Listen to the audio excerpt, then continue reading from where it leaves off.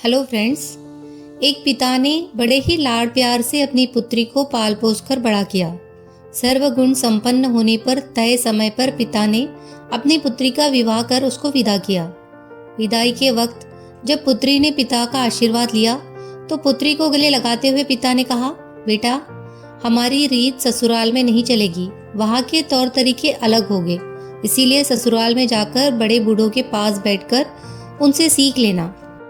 बेटी जब बहू बनकर ससुराल पहुंची तो उसने देखा उसके पति के अलावा घर में उसकी सासू माँ और एक दादी सास थी।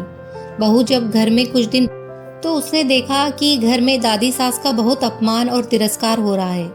अपमान की हद तो तब हो जाती जब उसकी सास उसकी दादी सास को ठोकर मार देती, गाली देती और खाने के लिए भी कुछ न देती। लड़की को यह सब देख बहुत बुरा लगा। उसे अपने माता पिता द्वारा दिए संस्कार याद आए। उसने अपनी दादी सास पर बहुत दया आई।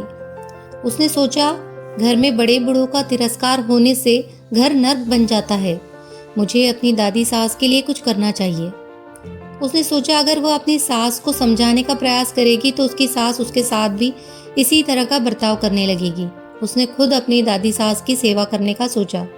अब वह रोज घर का काम खत्म करके अपनी दादी सास के पास बैठ जाती और उनके पैर दबाती। कुछ दिनों बाद ही सास को बहू का इस तरह दादी सास के पास बैठना और उनकी सेवा करना अच्छा नहीं लगा। एक दिन सास ने बहू को बुलाया और कहा, बहू, तुम घर का सारा काम छोड़कर हमेशा दादी के पास जाकर क्यों बैठी रहती हो? बहू को पता था कि एक न एक दिन उसकी सास उससे ये सवाल जरूर पूछेगी। बहू ने कहा, माँ जी, मैंने घर का सारा काम खत्म कर लिया है, अगर फिर भी कुछ बाकी रह गया है तो काम बताइए। सास बोली, काम तो कुछ नहीं है, लेकिन दिन भर दादी सास के पास बैठना ठीक बात नहीं। बहू ने सास की बात को बड़े ध्यान से सुना और कहा, माँ जी, मेरे पिताजी ने हमेशा मुझे यही सिखाया है कि जवान लड़के लड़कियों के बीच कभी नहीं बैठना। अगर जीवन में कुछ सीखना है तो घर के बड़े बुजुर्गों के पास बैठना। हमारे घर में सबसे बुजुर्ग दादी सास ही है, इसीलिए मैं उनके पास बैठती हूँ। मेरे पिताजी ने मुझे विदा करते वक्त भी कहा था कि अब वही तेरा घर है और वही के रीति रिवाज तुझे मानना है, इसीलिए मैं घर के रीति रिवाज के बारे में दादी सास से पूछती हूँ कि मेरी दादी सास आपकी कैसे सेवा करती है। सास ने जब यह सुना तो घबरा कर पूछा, बुढ़िया ने क्या कहा तुझे मेरे बारे में? बहू ने बड़ी चतुराई और शालीनता के साथ जवाब दिया, माँ जी, दादी सास कह रही थी कि अगर तेरी सास मुझे गाली नहीं दे और ठोकर नहीं मारे तो मैं सेवा ही मान लूँ। बहू की बात सुनकर सास ने बहू से पूछा, क्या तू भी मेरे साथ ऐसा ही करेगी? बहू सास के इसी प्रश्न के इंतजार में थी। बहू ने कहा, माँ जी, मुझे पिताजी ने बड़ों से घर के रीति रिवाज सीखने को कहा था। अगर घर के रीति रिवाज बुजुर्गों के अपमान करने के हैं तो मुझे भी रीति रिवाज मानने पड़ेंगे। बहू का जवाब सुनकर सासू माँ को अपने भविष्य की चिंता सताने लगी। उसने सोचा, जैसा व्यवहार मैं अपनी सास के साथ करूंगी, मेरी बहू भी वही सीखेगी और वह भी मेरे साथ वैसा ही व्यवहार करने लग जाएगी। सास अब दिन भर इसी बात के विचार में रहती। अगले ही दिन बहू ने घर के एक कोने में ठीकरी इकट्ठा करना शुरू कर दिया। घर के कोने में ठीकरी पड़ी देख सास ने बहू से इतनी सारी ठीकरी इकट्ठा करने का कारण पूछा।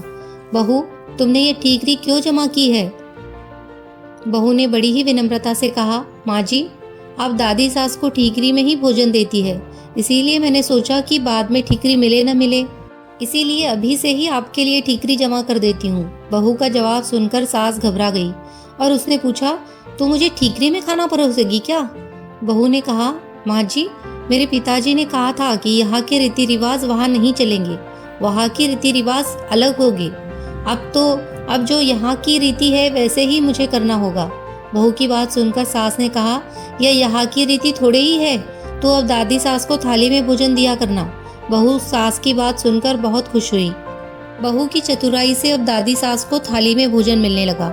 अगले दिन बहू ने देखा कि घर में सबके खाना खाने के बाद बचा हुआ खाना बूढ़ी दादी सास को दिया जाता है। बहू उस खाने को बड़े गौर से देखने लगी। बहू को इस तरह खाने को देखने पर सास ने पूछा, बहू, क्या देखती हो?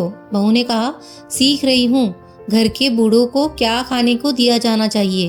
बहू की बात सुनकर सास ने घबरा कर कहा, बेटा, यह कोई घर की रीत थोड़ी ही है, कल से तू दादी सास को पहले भोजन दिया करना।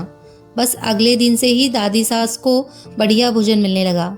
धीरे धीरे बहू ने सास की सारी आदतों को बदल दिया। अगर बहू अपनी सास को उपदेश देती कि उन्हें बड़े बूढ़ों के साथ इस तरह का व्यवहार नहीं करना चाहिए, तो सास उसकी बात कभी नहीं मानती। इसीलिए आज की युवा पीढ़ी को चाहिए कि उपदेश देने के बजाय खुद के आचरण में सुधार लाए। इसीलिए कहा गया है, बातों का असर नहीं पड़ता, आचरण का पड़ता है।